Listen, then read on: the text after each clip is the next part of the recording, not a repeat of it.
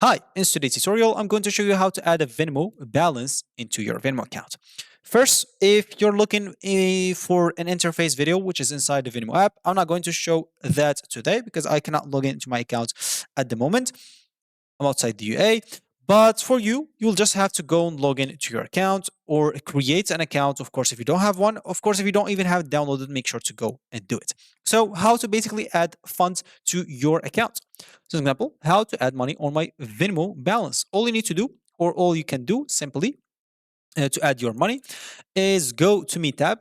Once you open your applications, for example, here, I'll just type Venmo and go to images. You'll find let me just find interface. You'll find like a Me tab probably somewhere, as they say here, because this is even the help of Venmo. So then click on add money. Then select from a bank account or a debit card of yours that you have funds in there and that you want to transfer or add to your Venmo. Of course, after that, all you need to do just enter your amount and choose what payment method you want to use. Click on add and you should be good to go. As you can see, once the transfer is initialized, you cannot cancel it. And here's just a few things to keep in mind.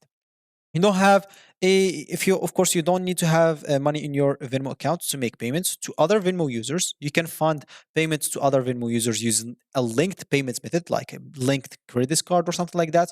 You can't link, I guess, debits, or maybe you can link them as well. I'm not very sure.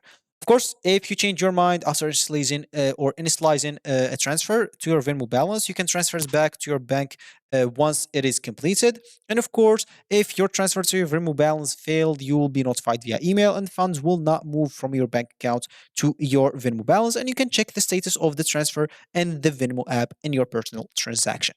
And yeah, that's how you add funds, or that's how you basically uh, add a Venmo balance. So this is going to be it for me today. Thank you for watching and goodbye.